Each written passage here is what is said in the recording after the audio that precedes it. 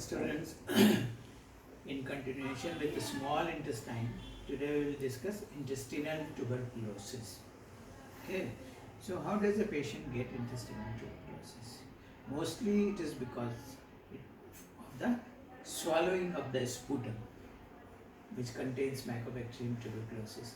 In an infected patient, if he has got pulmonary tuberculosis and has got cough, that sputum is ingested, goes in the intestine, especially ileum, the lymphoid follicles there, isn't it? That elicits a reaction there and leads to intestinal tuberculosis. It's usually grossly most common involvement in the GI tract is ileum, but it can occur in the jejunum, it can rare in the colon, rarely it can also occur in the esophagus, stomach, duodenum.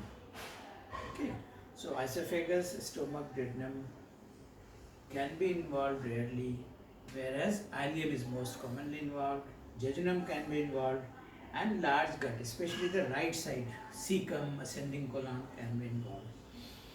Okay, grossly, you can say the intestinal tuberculosis is of two types, ulcerative type or proliferative type. Okay, or it can be mixed as well, ulcero-proliferative type. In ulcerative type, you will see that there are tuberculous ulcers which are transversely placed. Okay, transversely placed ulcers are there. Okay, and there will be inflammatory reaction there, chronic inflammation. Okay, caseous necrosis, calcification. Okay, in proliferative type, there's a lot of fibrosis, thickening occur. It can lead to stricture, and stricture can lead to small intestinal obstruction. If obstruction occurs, the bowel proximal to the obstruction will dilate. Okay, and it can lead to subacute obstruction, acute obstruction, and it can also lead to blind loop syndrome. If one part is obstructed and ileocecal valve is patent, it can lead to sort of a blind loop obstruction as well. So, and proliferative type leads to fibrosis. It can be combination of both. Tuberculosis can be there in the mesentery also. Mesenteric lymphadenitis can be there. Mesenteric abscess can be there. Mesenteric cyst can be there. Okay, these tuberculous mesenteric lymph nodes, if you examine them, there will be caseous necrosis and calcification in these patients. Okay, they usually involve mesenteric nodes and celiac nodes, pararetic nodes, rarely retroperitoneal. Retroperitoneal lymph nodes are mainly involved in lymphomas. Okay, see, and the Mycobacterium tuberculosis can also involve peritoneum. There can be peritoneal deposits of tubercles as well, in acute form and chronic form, leading to ascites, which can be encysted ascites, generalized ascites. Okay, so tuberculosis can involve intestine, can involve mesentery, can involve peritoneum. Okay, so how does a patient of intestinal tuberculosis will present to you? Usually these patients complain pain abdomen, diarrhea, okay, not feeling well, low grade fever can occur, sometimes vomiting can occur, can present with intestinal obstruction, weight loss can occur. Okay, so these patients usually present with pain abdomen, diarrhea, weight loss, low grade fever with intestinal obstruction, isn't it? So what investigation we do to diagnose intestinal tuberculosis? See, you can do certain tests for diagnosis of tuberculosis. First, you should look for primary focus. Is there any focus in the chest? You can get a chest CT done after a chest X-ray. If it is not clear, get a CT chest done, which will show lesions in the apical lobe. Then CT abdomen can be done, which will show strictures and signs of obstruction. It will show you ascites. You see the ascites in tuberculosis usually is exudate, means the protein content is more than 3 gram%. Okay, so in between the bowel loop there can be ascitic fluid. This is called sandwich sign, which you can get on ultrasound and CT scan. Okay, then when a dye is given, like a barium follow through is done or a contrast enhanced CT is done, because of the inflamed ileum we will find that the dye passes quickly from the inflamed segment. This is called Sterlin sign. Okay, you can find the features of small bowel obstruction there.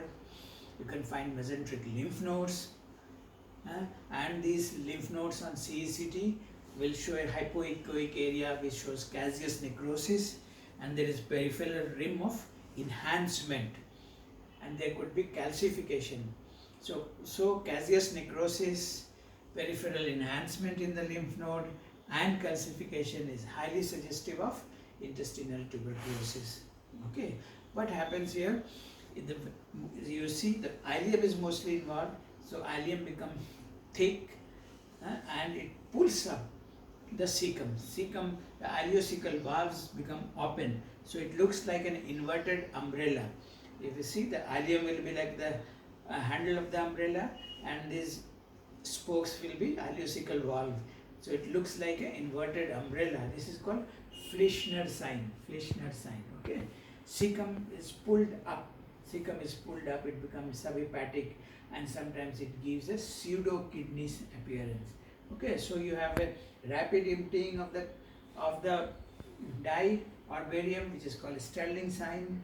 You have narrowing of the ileum and opening of the ileocecal valve, looking like an inverted umbrella, called Fleischner sign.